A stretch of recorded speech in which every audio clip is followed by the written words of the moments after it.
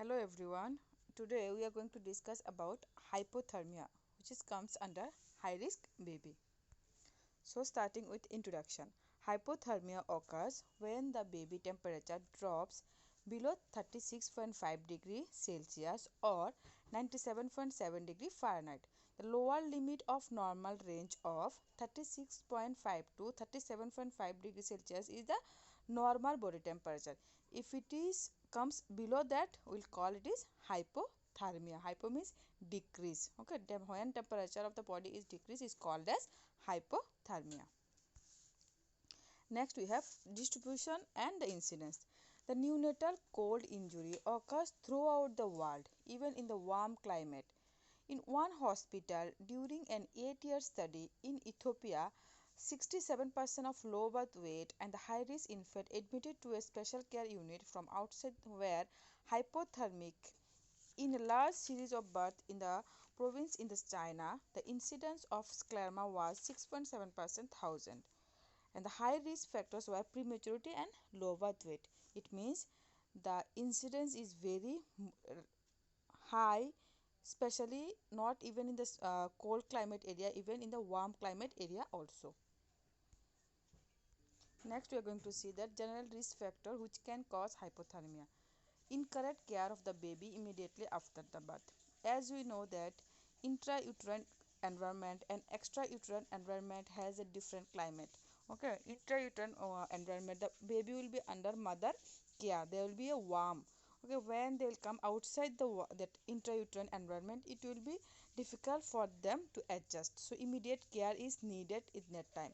So if it is incorrect care of the baby immediately after the birth, it can cause hypothermia. Next one is separation of mother from the baby after the birth.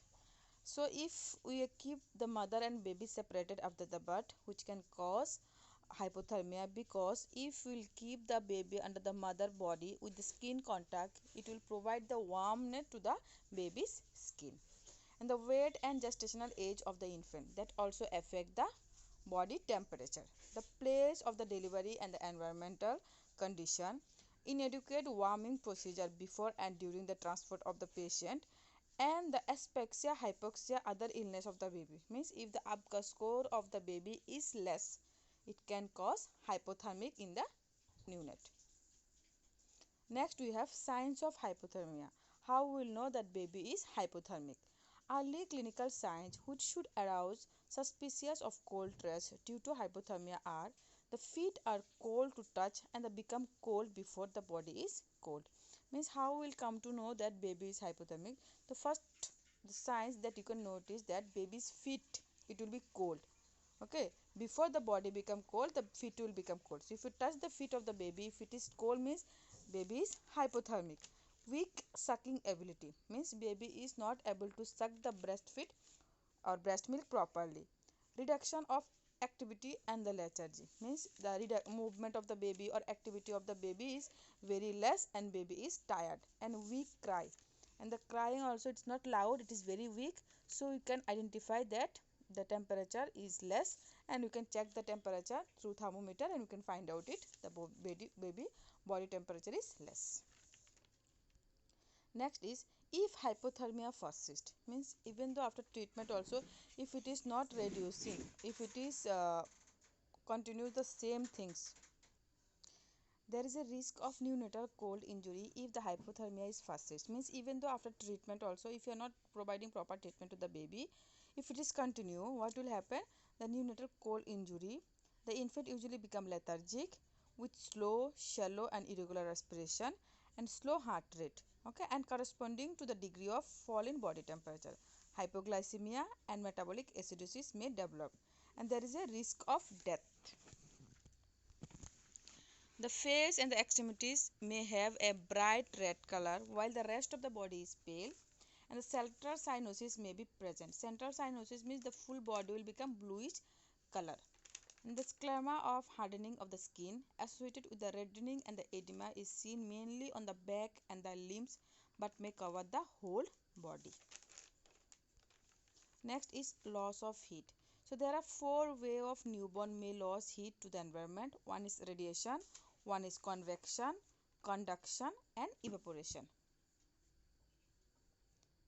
Role of nurse to maintain the normal body temperature. And important objectives of the appropriate care of the newborn is to avoid the hypothermia from the moment of the birth by using the procedure that will prevent heat loss and maintain the temperature within the normal range. So it is started when the baby got delivered. From that time only the nurse should take care the body temperature should be maintained properly, okay, and they have to follow all the protocol which can prevent the loss of heat and the maintain the temperature in the normal range, those conserving the infant's energy for the growth and the development. Next, how we can prevent hypothermia. First one is drying the infant immediately after the birth. So immediately, if it is normal delivery or if it is cesarean section, immediately after the birth we should dry the baby, placing indirect skin to skin contact with the mother. So we have to keep the baby to the mother skin contact, okay. Okay, that is kangaroo mother care is very good to maintain the body temperature. Covering the both mother and baby with a heavy and clean blanket. So these are the things that we can prevent hypothermia. Next is warm chain. The warm chain is a concept introduced to describe a set of interlinked procedure which will minimize the likelihood of hypothermia. Failure to implement any one of them will break the chain and increase the possibility of undesirable cooling of the infants. Now we are going to see what are the link in the warm chain includes warm delivery room, immediate drying, skin to skin contact, breastfeeding, postpone bathing and waiting of the newborn, appropriate clothing and bedding, keeping mother and baby together, warm resuscitation, training and warmness. It means if you follow these other steps, it can maintain the baby's body temperature. Okay, that's why we will call it is warm chain. So with this we have completed hypothermia of newborn. Thank you everyone. In the next, I'll tell you about the hypoglycemia. Previously, we were discussing about the hypothermia, that is decreased body temperature. Now we will discuss about neonatal hypoglycemia. So hypoglycemia means decreased glucose level in the blood serum of the baby. First is introduction. The glucose or the dextrose is a vital source of nutrient energy and is required continuously by the fetus. Neonate needs this as either intermittent oral feeds or continuous IV feeds. Hypoglycemia can cause long-term neurologic sequelae.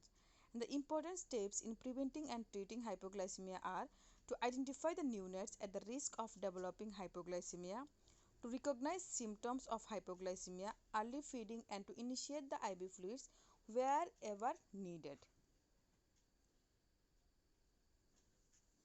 Next is neonate at risk of hypoglycemia. Which baby will be having hypoglycemia? First one is if the baby is weight less than 2.5 kg birth weight. As you know that 2.5 is the normal birth weight. But if the baby is less than 2.0 kg, it means baby is having less weight. For them, there is a chance of having hypoglycemia. Preterm babies means if the baby born before 37 week of gestation, and LGA, large for gestational age babies, especially those weight more than 3.5 kg, infant of diabetic mother, and those with the delayed cry at birth. Any sick neonates who is not sucking or accepting the feeds are at all risk of developing hypoglycemia. Next we have those with the delayed cry at birth. Any sick neonates who is not sucking or accepting the feeds are at all risk of developing hypoglycemia. Means immediately the birth the baby should cry, which comes under your Apgar score. So if the baby is not crying, if it is delayed, or any sick who is not sucking or accepting the feeds properly can have a chance of getting hypoglycemia. The other risk factors for hypoglycemia are RDS, that is respiratory distress syndrome, polycythemia, shock, or hypothermia. Next is definition of hypoglycemia.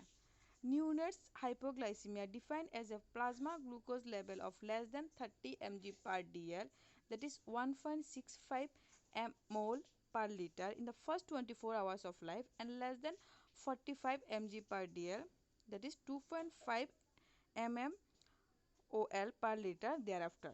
And the neonate hypoglycemia is the most common metabolic problem in the newborn. The next are symptoms of hypoglycemia. How we will know that baby is hypoglycemic? The first symptoms of the hypoglycemia are very non-specific and can mimic any illness.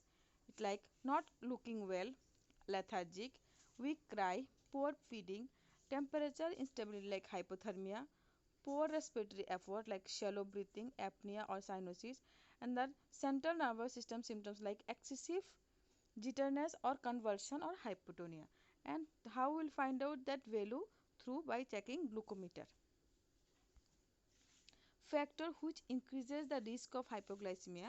Various factors which increases the risk of hypoglycemia are hypothermia, cold, stress, cold environment, wet baby, and inadequate feeding.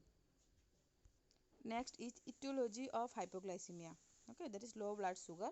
So the cause of neonatal hypoglycemia includes following: persistent hyperinsulinic hypoglycemia of infancy, limited glycogen store in case of prematurity, intrauterine growth retardation, increased glucose use, example hypothermia, polycythemia, sepsis, growth hormone deficiency, decrease glycogenolysis, okay, glucogenesis or use of alternate fuels, example inward error of metabolism, adrenal insufficiency, and depleted glycogen stored, example asphyxia, stress, and starvation. Next is treatment. To raise the blood sugar value to normal range, give 200 mg per kg of dextrose, that is 2 ml per kg of 10% of dextrose as bolus slowly over 3 to 5 minutes, and start maintenance fluid with a dextrose infusion rate of 6 to 8 mg per kg per minute.